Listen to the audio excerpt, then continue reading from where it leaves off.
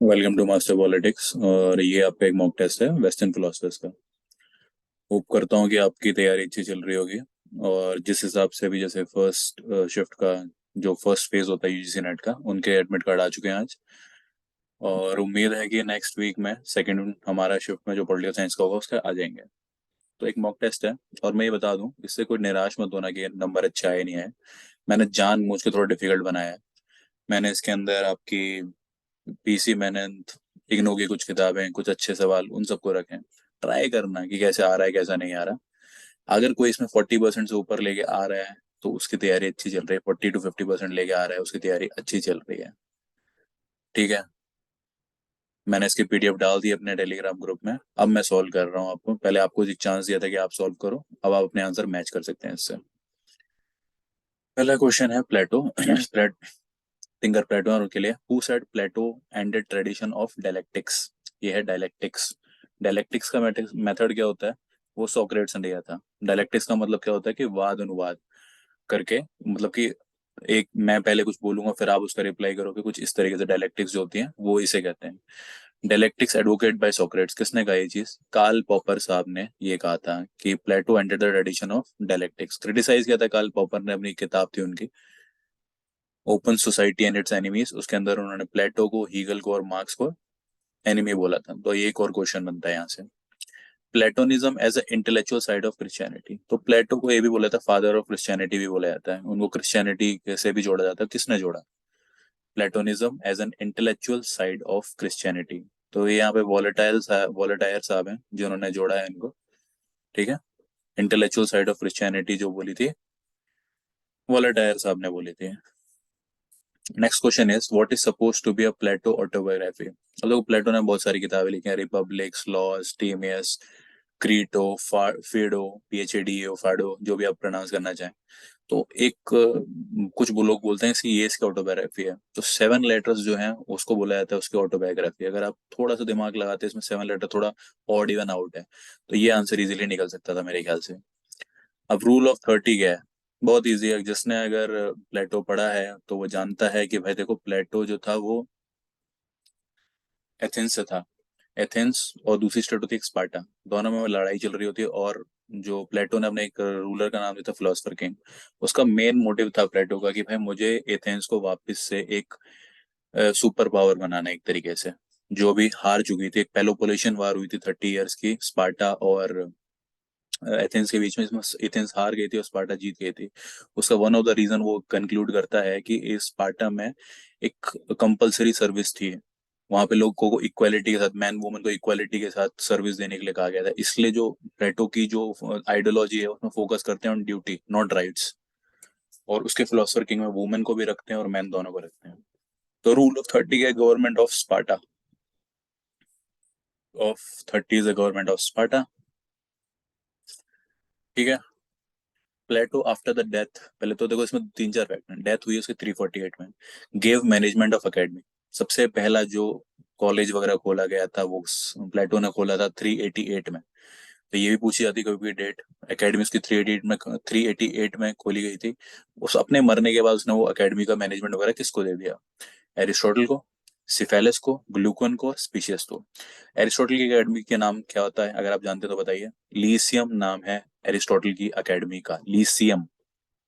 Syphilis और glucan ये थे और इनसे इन्होंने अपनी थ्योरी ऑफ जस्टिस बनाई थी। और ये इनका चचेरा भाई था स्पेसिपियस, जिसको वो आखिर में मरने के बाद अपनी एकेडमी की जिम्मेदारी देके गए थे। एरिस्टोटल को ब्रेन ऑफ द एकेडमी भी कहा जाता है। ठीक है। और लास्ट टाइम पूछा जाता है कि कुछ को ऐसा पूछ लेते हैं कि भाई प्लेटो ने आखिरी दिन अपने कहाँ बिताए? अपने एकेडमी में बिताए थे। Which is the only book of Plato in which hero is not Socrate. एक खासियत है कि भाई उन्होंने अपने मास्टर की बहुत इज्जत करी। सोक्रेटिस इज मास्टर, उन्हीं का एक फेमस स्टेटमेंट था सोक्रेट्स का। मुझे देखो मैं भूल गया। कुछ इस तरीके से बता दूंगा। तो उन्होंने हर चीज में सोक्रेट्स को अपना एक हीरो बना दिया था। एकमात्र बुक है जिसमें उन्होंने हीरो उसको नहीं माना था, और वो उस किताब का नाम है the laws.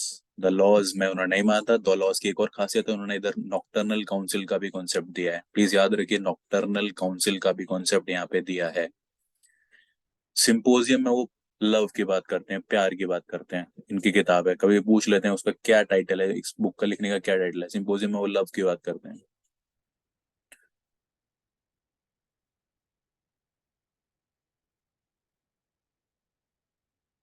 Said in Plato, Socrates lived again. Very good question. Asked in many examination. PhD entrance में भी आ चुका है। प्लेटो के अंदर वो सोक्रेट्स को देखते हैं। In Plato Socrates lived again. Maxey Laski Seeley Jennings. Maxey साहब, प्रोफेसर मैक्सी साहब ने बहुत लोगों के बारे में बहुत बोला है, तो उन्होंने ये स्टेटमेंट दी है कि उन्होंने जिस तरीके से प्लेटो बिहेव कर रहा था उसके अंदर वो देख रहे थे कि सोक्रेट्स दोबारा अपना जीवन जी रहा है।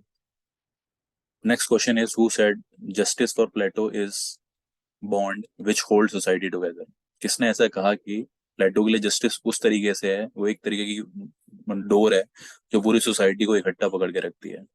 Sabine, Barker, Laski, Holland. Correct answer is Barker. Barker साहब ने ये चीज बोली। अरे यार,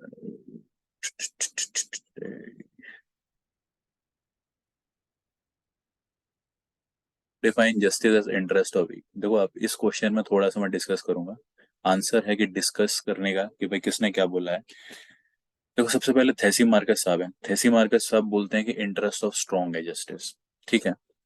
अब जो सिफेलस साहब हैं, सिफेलस साहब बोलते हैं giving man his each due. जिसका जो बच्चा कुचा है उसको वो चीज दे दो। और पॉली मार्कस क्या बोलता है, doing good to good and bad to bad, मतलब doing good to friend and bad to enemy. Polemarchus बदला लेने, टिट फॉर टैट की बात करता है। सिफेलस क्या बोलता है, जिसका जो बचा है वो दे दो। थेसी मार्कस क्या कहता है, इंटरेस्ट ऑफ स्ट्रॉन्ग। अब यहाँ क्वेश्चन है इंटरेस्ट ऑफ वीक, तो इंटरेस्ट ऑफ वीक कौन बोलता है, इस side by the Glucon. Glucon साहब इंटरेस्ट ऑफ वीक की बात करते हैं, बाकी सब आप याद रखिए, ये पूछे जा सकते हैं। Plato has a philosophy and Plato was philosophy and philosophy is Plato. ये बहुत अच्छा क्वेश्चन है और कई बार पूछा जाता है कि किसने बोला कि भाई प्लेटो ही फिलोसफी है और फिलोसफी ही प्लेटो है। तो ये एमर्सन साहब ने ये स्टेटमेंट दी है। 10 क्वेश्चन थे प्लेटो पे। होपफुली आपको पसंद आए होंगे, मुझे पता है थोड़े टफ हैं पर लेकिन इसको करने की कोशिश कीजिए। नेक्स्ट है Aristotle. Every everyone is either platonic और एरिस्टोटेलियन। ये किसने बोला, बार्कर, लास्की, कॉलरिज, एमर्सन। तो ये कॉलरिज की एक स्टेटमेंट है। या तो बंदा प्लेटोनिक, प्लेटो का शिष्य होगा या एरिस्टोटल का शिष्य होगा। उस टाइम की फिलोसफी की बात थी तो उस टाइम पे ये था। एरिस्टोटल वाज बोर्न इन, देखो अब सबको लगता है कि भाई एरिस्टोटल एथेंस में पैदा हुआ था, बट सही ये नहीं है। एरिस्टोटल ग्रीस में पैदा हुआ था, ग्रीक में पैदा हुआ था। ग्रीक में एक छोटा सा टाउन था जिसका नाम था स्टेटागिरा, वहां पे बोर्न हुआ था। एथेंस में नहीं हुआ, तो लोग एथेंस लगा देते हैं जिसकी वजह से उनका आंसर गलत हो जाता है, तो please remember this thing. According to Aristotle best practical form of government. अब एरिस्टोटल ने 158 कंट्रीज का कॉन्स्टिट्यूशन पढ़ा, फिर उनके हिसाब से कुछ अच्छी सरकारें कुछ बुरी सरकारें, उसको उन्होंने कॉन्सेप्ट दिया है classification of the government. Classification of the government उन्होंने ये कॉन्सेप्ट दिया है। तो उनके अकॉर्डिंग जो पॉलिटी थी वो बेस्ट प्रैक्टिकेबल थी। ठीक है। और ये एक स्टेटमेंट और आती है कि भाई प्लेटो की बेस्ट स्टेट एरिस्टोटल की सेकंड बेस्ट है, ये सबाइन साहब बोलते हैं। ये आप याद रख सकते हैं। डेमोक्रेसी को बैड फॉर्म ऑफ गवर्नमेंट में रखते हैं। Aristotle look at the ruling class as ill conceived, politically structured. Aristotle क्या कहता है, वो रूलिंग क्लास को बेकार मानता है पॉलिटिकल स्ट्रक्चर में। तो ये डेविड यंग साहब की स्टेटमेंट है जो पूछी जा सकती है कभी कभी, तो आप इसको याद रखिएगा। अब देखो ये बहुत अच्छी स्टेटमेंट है। जैसे बोला था, as Brute love not Caesar, Brutus Caesar को प्यार करता था पर लेकिन वो रोम को ज्यादा प्यार करता था। ऐसे ही एरिस्टोटल के लिए प्लेटो बहुत प्यारा था पर लेकिन उसके लिए सच सबसे बड़ा था। ये किसने बोला, ये स्टेटमेंट दी है हमारे विल ड्यूरेंट साहब ने। ये काफी बेस्ट स्टेटमेंट है और ये बार बार पूछी जाती है। Who said Plato found correction in his own student. Plato को करेक्शन अपने ही स्टूडेंट में मिल गई, तो उसकी गलती थी। तो एबेंस्टीन उनके स्टूडेंट थे और उन्हें उनको क्रिटिसाइज भी किया है, काफी क्रिटिसाइज किया, तो इसलिए बोला जाता है कि उनको अपने ही स्टूडेंट में ही करेक्शन मिल गई। Aristotle justify slavery on the ground of expediency. ये अलग अलग ऑप्शन है, फॉस्टर अलग है, मैक्सी साहब अलग है। ठीक है। Aristotle justify slavery on ground of expediency, तो ये स्टेटमेंट दी है फॉस्टर साहब ने। जो एरिस्टोटल ने स्लेवरी को जस्टिफाई किया था, उन्होंने बोला था कि स्लेवरी होनी चाहिए और अनइक्वल माना था। एक और ऐसा जो फिलोसफर जो इसको मानता है वो है रूसो। रूसो भी इनइक्वालिटी को मानता है। तो एरिस्टोटल ने कहा था कि भाई जो स्लेवरी है वो जस्टिफाइड है क्योंकि उसका काम है ये करना, पर उसने कुछ रूल्स दिए थे कि स्लेव जो थे उसके लिए भी कुछ रूल्स है, उनको किस तरीके से ट्रीट करना चाहिए। Question number 8, it is not always the same thing to be good man and good citizen. ये स्टेटमेंट कहाँ से ली गई है, क्वेश्चन ये है। मतलब एरिस्टोटल की कुछ किताबें हैं, ये स्टेटमेंट कहाँ से ली गई है, it is not always same thing to be good man and good citizen. तो ये निकोमैन एथिक्स से ली गई है। निकोमैन एरिस्टोटल के बेटे का नाम था और उसके ऊपर उन्होंने किताब भी लिखी है, निकोमैन एथिक्स। तो वहां से ये एक स्टेटमेंट है। नेक्स्ट आता है हमारा मैकेवली साहब। Entire Renaissance is writing of Machiavelli. ये किसने लिखा है? Maxi Laski Barker. तो ये लास्की साहब ने बोला है कि भाई एंटायर रेनेसा, रेनेसा मतलब एनलाइटमेंट जो है वो मैकेवली है। मैकेवली को कई लोग मानते हैं कि मैकेवली पहला मॉडर्न थिंकर है, कुछ लोग मानते हैं कि ये इन बिटवीन है। अभी क्वेश्चन आएगा इस चीज के ऊपर, मैकेवली साहब के ऊपर। Who said Machiavelli stood on the border line of middle age and border age. क्योंकि मैकेवली का कुछ उस टाइम का फिलोसफी ऐसी थी कि वो एंशियंट से बाहर निकल रहा था और मिडेवल से बाहर निकल रहा था, तो मॉडर्न की तरफ जा रहा था। तो कुछ लोग इसको बॉर्डर लाइन पे मानते हैं उसकी फिलोसफी को सोच के। तो ये किसका स्टेटमेंट है? तो ये डनिंग साहब ने बोला है इनको। डनिंग साहब ने बोला है कि he is on the border line of middle age and border age. Who call Machiavelli study as the study of art of government rather than theory state. किसने बोला है कि मैकेवली की जो स्टडी है वो आर्ट ऑफ गवर्नमेंट है, सरकार चलाने की एक कला है, ना कि कोई थ्योरी है? ये किसने बोला उनके लिए? तो ये जो स्टेटमेंट है ये भी डनिंग साहब ने दिया है इनके लिए। डनिंग क्रिटिसाइज किया है इन्होंने काफी इनको। स्टेट एज अब देखो, state as the highest form of human association. State as association of state को एसोसिएशन ऑफ एसोसिएशन कौन बोलते हैं? एरिस्टोटल। अब कोई पूछ ले आपको स्टेट को ह्यूमन एसोसिएशन किसने बोला है, वो मैकेवली साहब ने बोला है। अब सेक्शन मैकेवली का चल रहा है तो ये हो गया इजी। ठीक है। आइदर स्टेट मस्ट एक्सपेंड और पेरिश। उस टाइम पे जो मैकेवली की थॉट थी, मैकेवली के लिए प्रिंस उसके लिए सब कुछ चीज था, और प्रिंस का काम था कि भाई अपनी सरकार में की जो लेंथ और ब्रेथ है उसमें वृद्धि करना है, उसके लिए उसको वॉर करने के लिए बोला था। तो ये मैकेवली की स्टेटमेंट है। सेम थिंग उसको फॉलो करते हैं हमारे Chanakya later on. Machiavelli state is to begin with an complete sense an entire secular state। किसने मैकेवली की स्टेट को एक सेकुलर स्टेट बोला है? तो एलन थे जिन्होंने मैकेवली की स्टेट को एक सेकुलर स्टेट बोला है। Secular in the sense everybody is equal, state do not have any, state का कोई भी रिलीजन नहीं होता। Who called Machiavelli the child of his as. This is very famous question और कई बार पूछा भी गया और पूछा भी जाएगा। मैकेवली को चाइल्ड ऑफ हिज एज बोलते हैं। तो ये डनिंग साहब ने उनको बोला है child of his age. Nicholas Machiavelli as a teacher of evil. अब ये जो लास्ट के दो क्वेश्चन है वो काफी इंपॉर्टेंट है। उनको टीचर ऑफ एविल किसने बोला है? तो लियो स्टेरस साहब इनको क्रिटिसाइज करके बोलते हैं ये टीचर ऑफ एविल है, क्योंकि उन्होंने मैकेवली को अपने प्रिंस को इतनी ज्यादा तरीके से उसको शातिर भी बना दिया था। इवन उसको मुखौटा पहनने के लिए बोला था, क्योंकि उसने बोला था king prince should be a fox, clever like a fox, and you should have a dual personality. वो अपने जो बाहर लोगों के सामने कुछ और होगा और अंदर से जो है वो अलग होगा, तो इस वजह से उसको टीचर ऑफ एविल बोलते हैं। अब किसने उसको मैकेवली को क्लेवर एंड मिसचीफ मैकेवली बोला है? मिसचीफ मैकेवली किसने बोला है? तो शेक्सपियर साहब ने उसको मिसचीफ मकेवली बोला है। जो उसकी प्रिंस की हरकतें की उसकी वजह से ही उसको मिसचीफ मकेवली बोला गया। Next section is Thomas Hobbes. Thomas Hobbes was the father of us all. Hobbes को पहले बहुत हॉब्स की जो अपना टाइम में बहुत बड़े फिलोसफर थे और इनको काफी लोगों ने बहुत सम्मान भी किया है। तो फादर ऑफ ऑल मार्क्स ने बोला था, क्योंकि उस टाइम पे जो हॉब्स साहब थे वो कॉमन सोशलिज्म के कॉन्सेप्ट से पहले जो स्टार्टिंग में उन्होंने बात करी थी, तो मार्क्स ने उनको फादर ऑफ अस ऑल बोल दिया। Leviathan is the sole masterpiece of English philosophy. ये किसने बोला है? देखिए एक चीज याद रखिए, हॉब्स की जो एक तरीके से उसके बारे में बहुत सारी अच्छी चीजें बोली हैं वो ऑक्सफोर्ड ने बोली हैं हॉब्स के बारे में, और नेगेटिव चीजें हॉब्स के बारे में बोली है वाहन ने। ये चीज बहुत ध्यान रखना। अगर हॉब्स के बारे में पॉजिटिव स्टेटमेंट आ रहा है आपको ऑक्सफोर्ड दिख रहा है तो do it Oxford. If it is seeing you in a negative statement, अगर नेगेटिव स्टेटमेंट आपको वाहन दिख रहा है तो वाहन लगाइए। तो यहाँ पे पॉजिटिव स्टेटमेंट और ऑक्सफोर्ड नहीं, ज्यादातर पॉजिटिव बोला है इनके बारे में, तो आंसर यहाँ पे ऑक्सफोर्ड होगा। Formula of greatest happiness of greatest number put hook in the nostril of Leviathan. जो greatest number of greatest happiness of greatest number जो बेंथम ने दिया था, ओरिजिनली किसने दिया था अगर पता है आपको? हैचेसन ने दिया था ओरिजिनली। हैचेसन ने दिया था, यूटिलिटेरियन थे हैचेसन, उन्होंने दिया था। उसके बाद हॉब्स, उसके बाद बेंथम ने इसको पॉपुलर किया। क्वेश्चन ये है कि बेंथम का जो फॉर्मूला है इसने एक तरीके से लगाम लगा दी लेवियाथन में।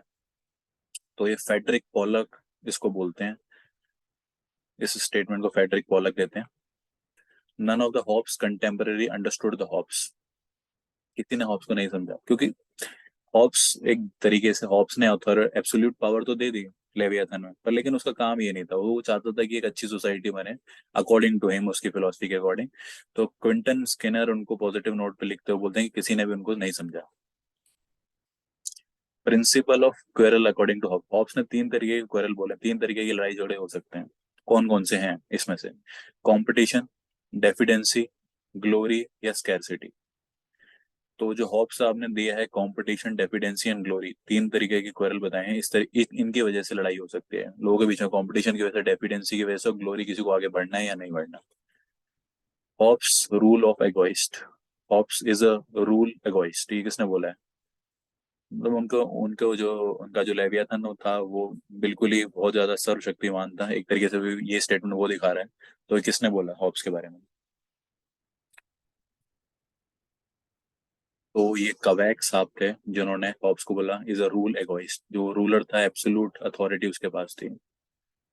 कितने टाइप के लॉ ऑफ, देखो, हॉब्स ने, how many law of nature is given by Hobbes? Hobbes ने 19 लॉज ऑफ नेचर दिए हैं। एक चीज हॉब्स ने अपने जो कॉन्ट्रैक्ट में था, सबसे पहला कॉन्ट्रेक्चुअलिस्ट हॉब्स था, उसने यही बोला था कि अगर आपके नेचुरल राइट खतरे में है तो आप कॉन्ट्रैक्ट खत्म कर सकते हैं। ये भी याद रखिएगा। अब आते हैं लॉक पे। Locke as a collectivist of Rousseau's brand. Locke को कलेक्टिविस्ट ऑफ रूसोज ब्रांड किसने बोला है? कि जो लॉक है वो एक तरीके से रूसो की मिलती जुलती फिलोसफी है। तो कैंडेला ने बोला है ये चीज, Locke as a collectivist, Locke as a collectivist of Rousseau's brand. Locke as a prince of individualism. भाई इंडिविजुअलिज्म की मूर्ति है, राजा है, प्रिंस। तो ये वॉगन साहब ने बोला है इसको prince of individualism. This situation is painful for examination of candidate liable to compare Hobbes and Locke. ये किसकी स्टेटमेंट है कि ये बड़ा पेनफुल है अगर दो स्टूडेंट कंपेयर करते हैं हॉब्स और लॉक को? डब्ल्यू डब्ल्यू वॉटकिन की स्टेटमेंट है कि हॉब्स और लॉक को कंपेयर करने में बड़ी दिक्कत होती है, दोनों की आसपास, मतलब कि आसपास भी नहीं, इनकी फिलोसफी बिल्कुल अपोजिट है। तो कंपेयर करना सही नहीं है। The political thought of John Locke is written by, ये किताब है political thought of John Locke, ये लिखी है जॉन डन ने, काफी बार पूछी जा चुकी है तो इसीलिए मैंने इसको ऐड किया है। Federative power according to Locke means, Locke ने अलग अलग तरीके की पावर बताई। तो फेडरेटिव पावर का मतलब है उनका फॉरेन अफेयर। फॉरेन अफेयर को बोलते हैं फेडरेटिव पावर। ठीक है। Who said Locke has no theory of sovereignty at all? Locke ने अपनी अपनी जो थ्योरी दी है उसमें सोवरेनिटी की है ही नहीं। ये किसने बोला है? Locke has no theory of sovereignty at all. तो ये सीई वॉगन साहब ने दिया है। वॉगन साहब ने बोला है कि भाई लॉक की जो थ्योरी है वो सोवरेनिटी पे फोकस ही नहीं करती है, कोई थ्योरी है ही नहीं उसकी सोवरेनिटी की। Resistance to tyranny is everyone business. मतलब अगर कोई टायरनी हो रही है कहीं पे और उसके खिलाफ अगर रेसिस्टेंस करना है वो सबको ही करना चाहिए। ये स्टेटमेंट ये कह रहा है। तो एशक्राफ्ट बोलते हैं कि भाई resistance to tyranny is the subject of everyone. अब एडमंड बर्ग साहब आ गए। ये जो हैं हिस्टोरिकल हैं, मतलब कि पुरानी रूढ़िवादी हैं हिंदी में बोले तो। Ultra conservative. एडमंड बर्ग को अल्ट्रा कंजर्वेटिव किसने बोला है? ये बोला है हमारी बर्लिन मैडम ने, इजाया बर्लिन ने बोला है। Who call him who call him grave digger of enlightenment. Grave digger of enlightenment बोला है क्रैमनिक ने। Kramnick call him the grave digger of enlightenment. ठीक है, आ रहा हूँ मैं, सिर्फ आंसर दे रहा हूँ मैं इस चीज के। बर्ग प्रपोज इम्पीचमेंट अगेंस्ट, देखो ये पता होना चाहिए आपको, बर्ग जो था वो ईस्ट इंडिया कंपनी में था। अब जब बर्ग वापस इंग्लैंड जाता है तो वो वॉरेन हेस्टिंग के खिलाफ इम्पीचमेंट का एक वो लाता है, इम्पीचमेंट लाता है वॉरेन हेस्टिंग के खिलाफ। He was the governor of Bengal, Warren Hasting, उसके खिलाफ लाता है। अब कुछ चीजें मैंने सीधी लिख दी हैं। According to him prejudice means, prejudice से वो क्या समझते थे? Prejudice means attachment to establish practice and institutions. वो अपने ट्रेडिशन की तरफ मानते थे कि जो स्टैब्लिश प्रैक्टिस है और इंस्टीट्यूशन है उनको प्रीजुडाइज मानते थे, वो प्रीजुडाइज को अच्छा मानते थे। अगर हम आज के डेट में बात करें, प्रीजुडाइज को हम लोग गलत समझते हैं कि हम पहले से सोच लेते हैं किसी बारे में ये अच्छा है या बुरा है। उनके अकॉर्डिंग वो सही था, और उसका मतलब था कि जो स्टैब्लिश प्रैक्टिस और इंस्टीट्यूशन है वो प्रीजुडाइज है। Democracy is most shameless thing in the world, according to him. उनका एक स्टेटमेंट है, democracy is the most shameless thing in the world. Thomas Paine ने उनको क्रिटिसाइज किया अपनी किताब है उनकी राइट ऑफ मैन में। तो ये था मॉक टेस्ट। जितने दिन बचे मैं कोशिश करूंगा। देखो यार, मैं अपना काम भी करता हूँ, मैं जॉब भी करता हूँ, तो मेरे लिए थोड़ा डिफिकल्ट हो जाता है लाना करना। पर मैं एक चीज बता रहा हूँ कि अगर आप यहाँ तक सुन रहे हो, ये करो अपना बेस्ट। पॉलिटिकल साइंस के 2023 में असिस्टेंट प्रोफेसर के एग्जाम होंगे डायरेक्टली गवर्नमेंट के, उसके सिर्फ यूजीसी नेट आपकी क्वालिफिकेशन चाहिए। एमपी में होने वाले हैं। रीजन भी होगा इसलिए मैं बोल रहा हूँ क्योंकि वहां पर चुनाव है। राजस्थान में भी होंगे 100% श्योर, और उसका निकल भी चुका हरियाणा। 3 स्टेट हैं जहाँ पे असिस्टेंट प्रोफेसर के निकलने वाले हैं। आप सोच रहे हो सिर्फ मुझे यूजीसी नेट देना? नहीं, आने वाले कुछ महीनों में ये भी देना है। तैयारी करती रहो इस चीज की। थैंक यू फॉर, इसीलिए मैं क्वेश्चन का लेवल बढ़ाता हूँ। Thank you for listening to me. अच्छा लगा तो सब्सक्राइब और लाइक करें। Thank you very much.